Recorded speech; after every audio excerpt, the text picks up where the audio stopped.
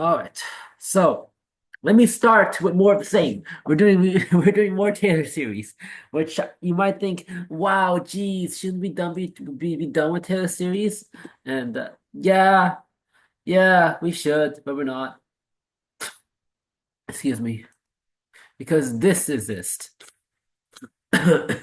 Now, explaining why this can be turned into a continuous summation function. Why would you turn a continuous sum function into two different independent functions that are piecewise? I have no explanation for that. Why I would do that? It's just I like to be a shitty pain in the butt. Let's say that. But I was able to do it. Took a while. So the original question was basically trying to figure out something for, I believe I was doing this first. This was just doing the IOC. I thought, well, I'll show you how I do the IOC one time. I said typed out one time I did it actually properly. But then I was doing the LN saga, which is a pain because you haven't realized this looks very simple. But I was trying to get IOC for -1 to 1, which is basically when it goes to the shoot down to infinity. So that's when it starts. And then when we start at 1 to infinity, that's the IOC I wanted. You'll figure out that that is not as easy as it looks. It took a while. And then, so the first one over here, I did A/10. So I can show you that there is some error here, but the error gets patched out over here as we go to infinity. Now, I do want to explain why this works. You can see the piecewise function. Ooh, what happened? Did I? Oh, that's weird. I'll explain the piecewise function that happened here. So this is for continuously for this portion. And then this over here is for everything else. Now you might think, well, then obviously this is more powerful than this. No, this is actually less powerful most of the time because Taylor series is for micro assumption. And you might think, well, I'm an aerospace engineer. We go boom big. But well, well, yes, we do. So big is important, but the small also has more of interesting effects near the small edge than the far edge. Far edge is like usually what happens is that more general estimation can be approached. Like in a room which I forgot the full equation for it. Let me try to figure out the full equation. I believe it's delta T. I believe there's a CP here, and there is a K over here, I think, divided by delta T equal to del divergence of a function of K, which is function X, Y, and Z and T, by D T D X delta, which means that it's a X, Y, and Z. So actually, I don't like that face. So I like, I like this being a dot product of T, I believe, is actually the correct answer, I think. So something like that. But as you can see, it's another gradient or something. And then plus Q generate, which is also another function x, y, and z, and that's the full equation for a wall in 3D motion, which is why you need a computer because you're definitely not going to solve that by hand. A numerical analysis can solve it. Even then, it's like a pain in the ass. So you get the point. Why am I trying to rewrite this? It's not that hard to rewrite. Is it hard to figure out the analytical solution to it? Hell yes! It is very hard to figure out the fucking solution for that equation I just showed you. Now, let's think of a rectangle box and let me explain why it's easier. So if you look at the if you ignore the walls enough and go to the middle of it, the temperature will be constant. Basically, there's a if you look over here, there's an exponential like this or something usually, or exponential like this or something. It depends on how what kind of variation you're doing. It could be a cold to hot, cold to heat, or it could be a hollow thing with the cube in the freezer or in a box or even a house. It just depends on that, and you can figure out the whole entire this small region is the more interesting part. So you can kind of see where this would be more powerful than this long equation, even though this long equation is more interesting to solve for. Generally speaking, this is more interesting to solve for. I don't know why you would be interested in solving for the second one, actually. Um, there's a lot of time when you're using Taylor series, you're just going for a small approximation to over here at the certain point. For me, it's zero. Um, Another way you could have done this is choose a point over here and make another IOC like this. Um, but I decided that's boring, so let's go for another IOC, which is going to be more expansive. Now, I will explain why this works. Uh, Really, it is a very interesting equation that I don't like explaining too much because it does confuse a lot of people. AKA when they start off, I don't. That's why I think you don't teach it. It confused me for a while too, actually, until I realized what it really meant. Uh, what does that even mean? I actually don't know. So I haven't actually found this in any textbook. Honestly, I was just playing around with numbers, uh, and got this. This isn't from any textbook or anything. I just figured it out, and I found it interesting, so I kept on doing it and playing with it. And eventually, I got this idea out. It probably made by someone else. Um, but let me explain what I'm thinking in my head and why I chose this stuff. So when you go into IOC, one thing I noticed was that there was this absolute figure with the x over here. So I wondered if this is 1 minus 1 divided by x, and this is going to be less than 1. Let's just say that. If it's negative, it's different. But if you were to have a positive plus 1, let's just say it is positive, and for some reason this is absolute, like this. If I was able to get a reciprocal anywhere, I could get something that would, in theory, always work. Because even if this goes to infinity, which is basically zero, well, it theoretically is not zero.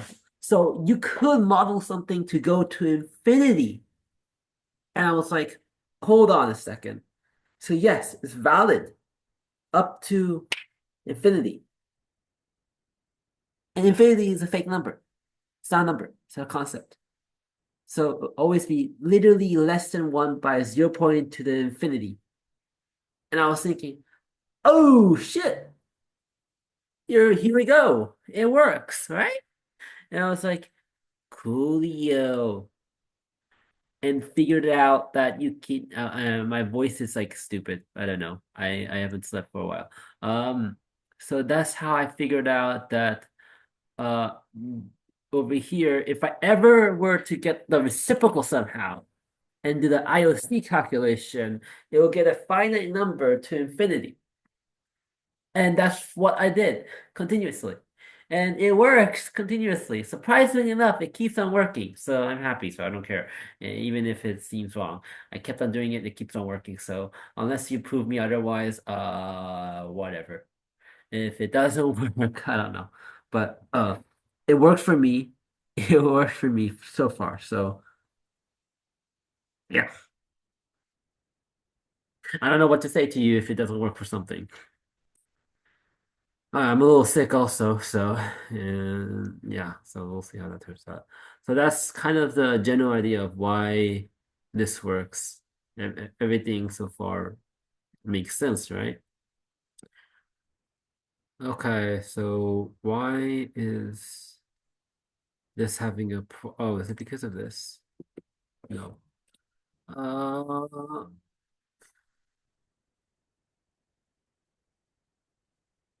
okay. Next thing I need to do is find a new place for this, I think. No, I could just change this to look better.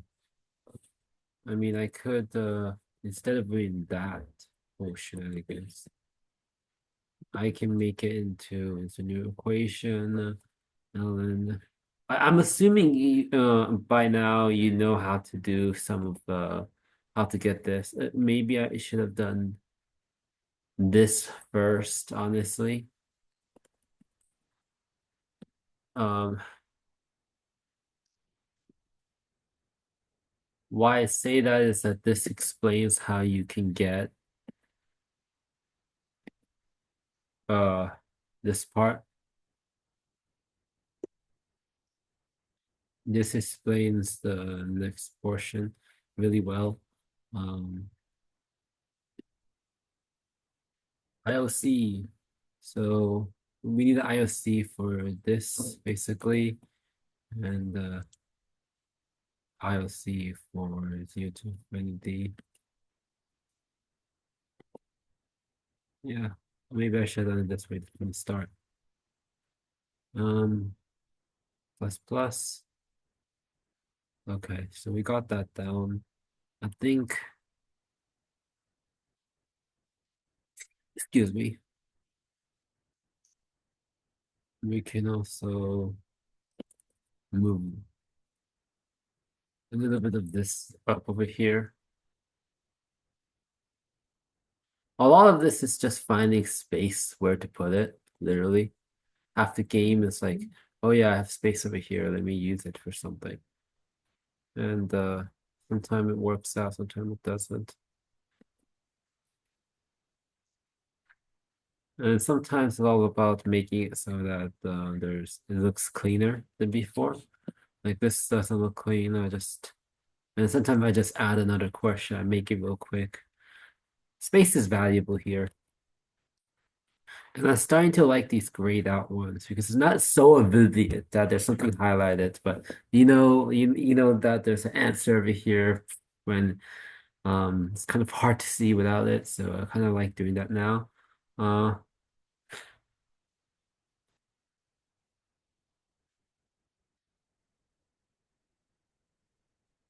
and then another thing you need to know, I guess, and then this is another thing you kind of don't get taught. This Taylor series cannot be divided so easily. So there, because it's a series first, that function is not commutable. You can't take out that function when there's a division in the whole thing. So note that if you get this out, you can't just divide it. This is not equal to each other. So this is not valid. So yeah, I think we're good. I think a lot of but yeah, so the funny part is that you can change the summation to an integral by doing a lot of steps, a lot of pain, but it's always possible. I uh I I'm not that uh knowledgeable in that area uh because I don't really care about it. But you can definitely do that. Uh I know the one way, like the one way to do it. Get an integral to a summation. And that's Riemann. But I don't know the other way around. And even then, I only know it for a few integrals. I don't know it for many integrals at all. So yes, we get that there. And now it makes some more sense, logical sense for this to be over here. Anyway, so yeah, I kind of understand now why the small was more important. Because I don't think I ever seen the infinity being very important. Going to infinity just levels off every time. Uh, but you can kind of you now understand now now I have explained to you why this works. And yeah, just actually I didn't explain this part, did I?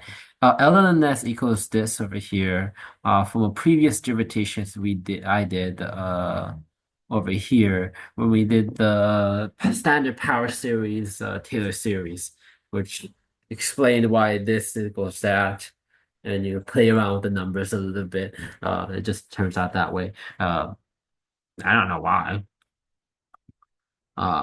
Probably something in power series, I don't remember, but yeah, you can prove that easily with power series. Uh, I don't know too much. Um, so what else did I forget? I don't remember. I'm blanking. I'm so blanking.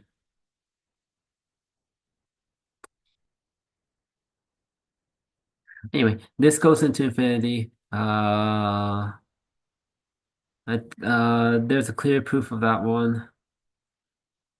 I think you're good, actually. I think I covered most of the my bases in Taylor series. No, limits. Ah, those pesky limits. So Taylor series can actually get the order limit. So Taylor series can tell you how fast it goes down to a zero. So I forgot to do it. That's why I'm not I'm hesitating. Um, yeah, I can do it. It's just do I really know how to do it again? So it's basically a limit. If you make a limit, go to X, go to a certain point A, you can make a Taylor series of the top and bottom. No, that's wrong. You can make a Taylor series approximation and make a top and bottom version of it and assume that to be true with order factor. Yes, yes. I don't like doing it, but there is that if you want to do it. I think I did it before one time. It's very fun to do once you know how to do it. But if you forget how to do it, then it becomes a pain in the ass. You have to remember how. So yeah. Oh, another thing I did was this one. I remember. Yeah, that was a interesting site, I think. Yeah, I like this thing. You can make a lot of check marks everywhere. Anyway, I have a potty mount, that's for sure. I'm almost done although. I think, with Taylor series, which means we can move on to other stuff that's way more interesting, and I'm just too lazy to actually implement it properly. So I have actually put this here, simple differential equation. I think I'm gonna change it a little bit. This is heading two definitely. But we're gonna get rid of codes. I don't think my book needs codes. I was thinking about it and I was just thinking, why do I add code when it's not really necessary for me? I was thinking about it and no, it's definitely not necessary for me because I'm teaching the math here, not the code. The code can be secondary to everything else. Um, yeah, so there's a bunch of code here if you want code before, but I'm deleting most of it. Okay, yeah. This shows all possible seeds basically. Um, and clearly, wow. I mean, you can see the slope fields of some of them. This looks like a painful slope field, doesn't it? But it's not actually basic. Harder ones are later on. We will explain the slope fields later. So the slope fields are actually defined by this function, not by the later function. Even though it may look like so, I actually need to test this one because I might have actually got the wrong code for this one. Um, Okay, let me see this one. And let me just get a new one. Because this doesn't look right. This doesn't look. The constant doesn't matter. You'll see why. 8 divided by 2 is x squared root of 2e. No, that's correct. Okay, I didn't know that actually makes this type of graphs. Okay, I did not know that. That's I made that question and I forgot that I made that kind of graph, I guess. Um, Huh, that's interesting. Interesting. Huh. Also, it has a tendency to have a flat line somewhere, which Okay, I'm starting to think this is actually an error then. I'm not sure, but I have a theory that this portion over here is a coding error. Uh, I don't think that's right. I don't think that's possible. This implies that this goes like this, yes. But if this goes over here, there's isotopes, so it'll block it. But let's just say that some reason it goes here. It means it goes like that. Or maybe it means that this is an impossible point, which will make sense that 0, 0 is like some special condition where, oh, no, it makes sense because the data is deleted. Because of how we inversed it, the 1 divided by x, 1 divided by y squared, when it's 0, when y is 0, it creates an error, I think, which causes that effect. Yeah, it must be that when the slope of one of them is 0, just a flat line, which causes that error effect to happen. Yeah, definitely. That's the whole reason why it didn't work. Makes sense. All right, never mind. I am not going crazy. It is correct, fortunately. Fortunately. And let me change this to Times New Roman again.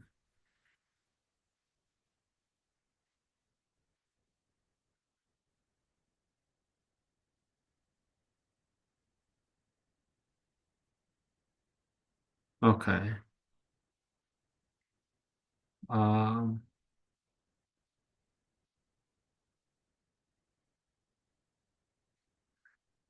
Oh, equations of min and max. I see. So for some reason, I thought it'd be a good idea to continue after that. Okay, I might need to change certain things. Okay, yeah, yeah, um, yeah. I want the math section to be done by now, actually. So I can move on to book two. I can't wait for this section to be done. Um, I'm gonna stop sharing and stop the recording now. I think I explained all I wanted to do. Um, yeah, that's a fun equation. Do I have something else I'm missing here? Yeah, the geometric sections are weak. I need to definitely change that. But I don't really care too much about geometry and or any of these algebra thing. I want to go to calculus too much now. Uh, Mostly due to a lot of the proofs are in calculus format, and having it here makes it a little bit painful, actually. Like the 3D area, I changed it, I believe, last time, right? Okay, okay. Oh, I'm gonna stop sharing because I'm tired. Pause recording.